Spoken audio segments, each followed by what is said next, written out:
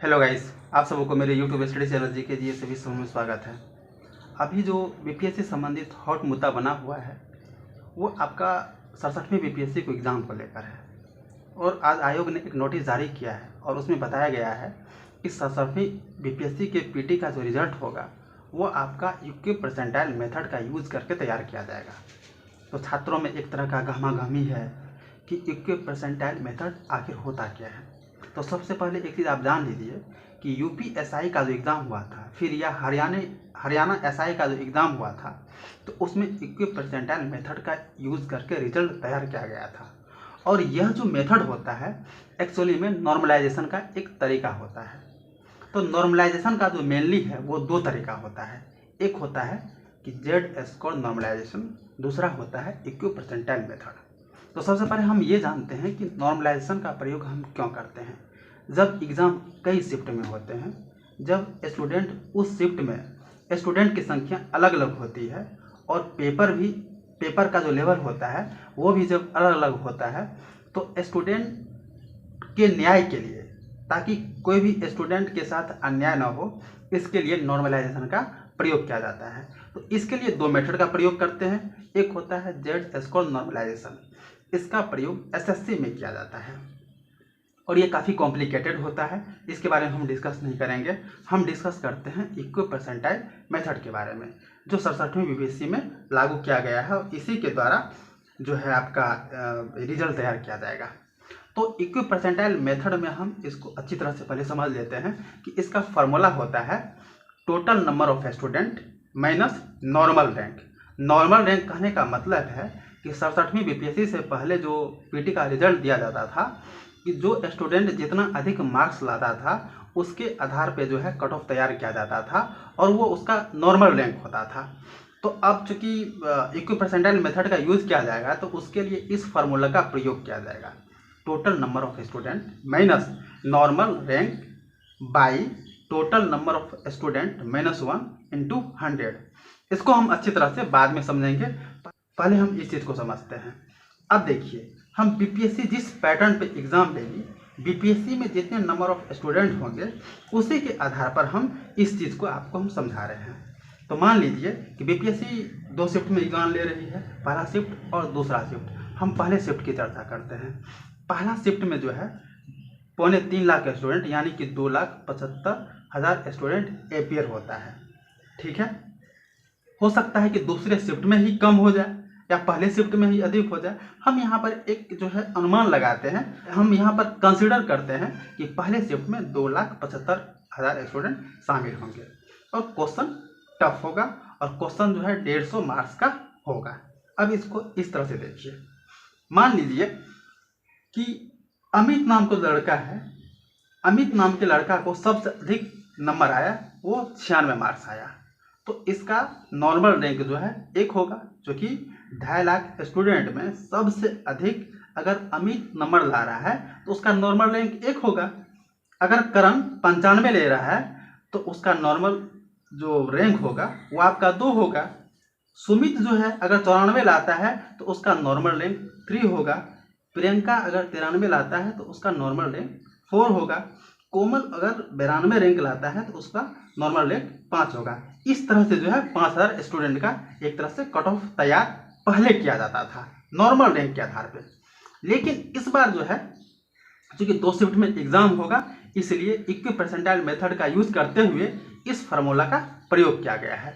तो इस फार्मूला का प्रयोग करते हुए परसेंटाइल रैंक तैयार किया जाएगा। अब यहाँ पर देखिए, अमित का परसेंटाइल रैंक हमें निकालना है। तो इसके लिए सबसे पहले क्या करेंगे, जो यहाँ पर फार्मूला है उसके अनुसार इस वैल्यू को पुट करेंगे। तो यहाँ पर है total number of student minus normal rank. तो टोटल नंबर ऑफ स्टूडेंट जो है वो पहले शिफ्ट में 2,75,000 है। ठीक है, नॉर्मल रैंक अमित को इस आधार पे नॉर्मल रैंक 1 है तो -1 हो जाएगा। इसके बाद total number of student -1 by total number of student 2,75,000 -1 into 100। तो इसका जो है परसेंटाइल 1 हो जाएगा। अब देखिए, करण का परसेंटाइल जो है total number of student 2,75,000, normal rank -2 by total number of student -1 into 100, और इसका परसेंटाइल कितना बनेगा 99.996। इसी तरह से सुमित का जो परसेंटाइल जो है 99.992। यहाँ पर देखिए इसका परसेंटाइल 1 बना और इसका परसेंटाइल 99.996। फिर इसका परसेंटाइल कम हो गया सुमित का 999.992, और इसी तरह से सुमित के बाद प्रियंका का 99.9989 और कोमल का जो है परसेंटाइल 99.9985, और इस तरह से इन लोग का रैंक 1 2 3 4 5, यानी कि ये आपका परसेंटाइल रैंक हो गया और ये आपका नॉर्मल रैंक हो गया। अब आगे देखिए दूसरे शिफ्ट की हम चर्चा करते हैं। अभी आप घबराइए मत, अब इसको इक्विप परसेंटाइल कैसे होगा, ये तो एक शिफ्ट का परसेंटाइल निकाले, अब हम दूसरे शिफ्ट का परसेंटाइल निकालेंगे और दोनों परसेंटाइल को हम मैच कराएंगे, तो वो आपका हो जाएगा इक्विप परसेंटाइल। अब यहाँ पर हम दूसरे शिफ्ट की बात करते हैं और कंसिडर करते हैं कि दूसरे शिफ्ट में 2,80,000 स्टूडेंट एपियर हुआ, यानी कि पहले शिफ्ट के कंपेरिजन में 5,000 अधिक स्टूडेंट दूसरे शिफ्ट में एग्ज़ाम में एपियर हो रहा है। और इस बार क्वेश्चन जो है आपका इजी है, इजी लेवल का है और मार्क्स उतना ही 150। और यहाँ पर पिछले शिफ्ट के अनुसार ही, पिछले शिफ्ट के तरह ही यहाँ पर हम 5 स्टूडेंट को कंसिडर करते हैं। और इसमें हम इस चीज़ को कंसिडर करते हैं कि केशव नाम का लड़का जो है वो सबसे अधिक दूसरे शिफ्ट में सबसे अधिक क्वेश्चन किया, 110 मार्क्स का क्वेश्चन बनाया, सबसे अधिक मार्क्स, सबसे अधिक स्कोर केशव नाम का लड़का किया। इस तरह से उसका जो नॉर्मल रैंक होगा वो 1 होगा। रमेश ने 109 किया तो उसका नॉर्मल रैंक 2 होगा। नेहा ने 108 की तो इसका नॉर्मल रैंक जो है वो आपका 3 है। रमन ने 107 स्कोर किया तो उसका नॉर्मल रैंक 4 होगा। और विवेक ने 106 मार्क्स का क्वेश्चन किया तो इसका नॉर्मल रैंक 5 होगा। पिछले की ही तरह ही पिछले फार्मूला का हम प्रयोग करते हुए केशव का हम परसेंटाइल निकालेंगे। तो केशव का जो परसेंटाइल आएगा वो आपका 1 आएगा। रमेश का परसेंटाइल जो है वो 99.996 आएगा। नेहा का परसेंटाइल 99.992 आएगा। हमने यहाँ पर मेंशन कर रखा है केशव का, रमेश का, नेहा का, फिर यहाँ पर रमन का है 99.9989 और विवेक का 99.9985 है। और इस तरह से इसका रैंक जो है 1 2 3 4 5 है। ये आपका परसेंटाइल रैंक हो गया। अब यहाँ पर देखिए कि पहले शिफ्ट का जो क्वेश्चन था वो काफ़ी टफ था। ऑब्वियसली है कि पहले शिफ्ट के जो स्टूडेंट हैं वो कम मार्क्स का क्वेश्चन बनाएगा, और यही कारण है कि पहले शिफ्ट का जो टॉपर है अमित कुमार उसको केवल 96 मार्क्स है। लेकिन दूसरे शिफ्ट का जो पेपर था वो इजी था। इजी होने के कारण से उस शिफ्ट के स्टूडेंट अधिक से अधिक स्कोर कर पाएगा, अधिक से अधिक मार्क्स लाएगा। इस कारण से इस दूसरे शिफ्ट का जो टॉपर है केशव कुमार उसको 110 मार्क्स है। यानी पहले शिफ्ट का जो टॉपर अमित कुमार है उसके कंपैरिजन में दूसरे शिफ्ट का जो टॉपर केशव कुमार है उसको 14 मार्क्स अधिक आता है। अब बताइए कि नॉर्मल रैंक के आधार पर अगर रिजल्ट तैयार किया जाता है, कट ऑफ तैयार किया जाएगा, तो पता चलेगा कि अमित कुमार जो है वो रिजल्ट से बाहर हो जाएगा।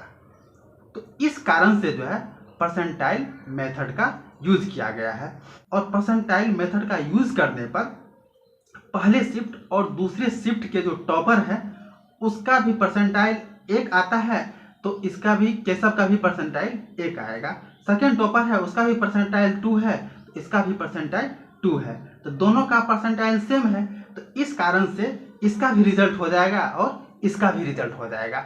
और रिजल्ट को इस तरह से तैयार किया जाएगा। अब यहाँ पे देखिए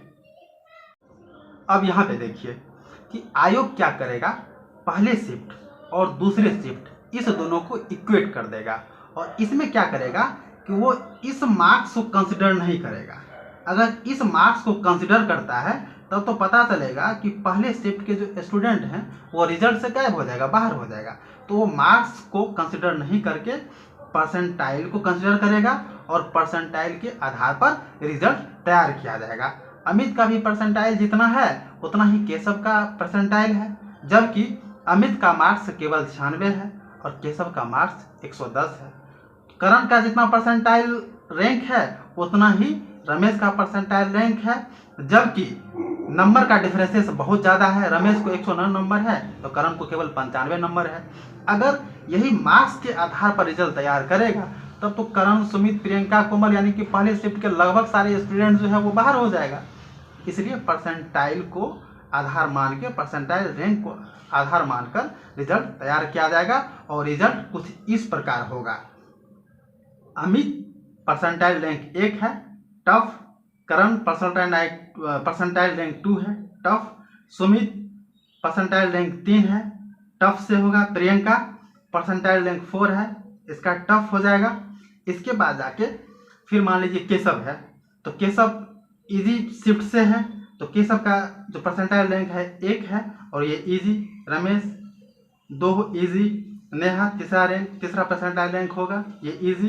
रमन का परसेंटाइल रैंक 4 हो, ये इजी शिफ्ट से है। और विवेक का जो परसेंटाइल रैंक 5 है वो इजी शिफ्ट से होगा। तो आयोग का रिजल्ट इस तरह से तैयार किया जाएगा। जहाँ तक मुझे जानकारी है कि इसी के अनुसार से ही रिजल्ट तैयार किया जाएगा। बीपीएससी ने अपने नोटिस में परसेंटाइल के मेथड के बारे में कोई खुलासा नहीं किया है, उसके बारे में कोई डिस्कस नहीं किया, उसके बारे में कुछ नहीं बताया है। तो मुझे लगता है कुछ इसी के आधार पे जो है बीपीएससी का रिजल्ट तैयार किया जाएगा। आप लोग को क्या लगता है? आप लोग कमेंट में बताइए कि इसका आधार क्या हो सकता है।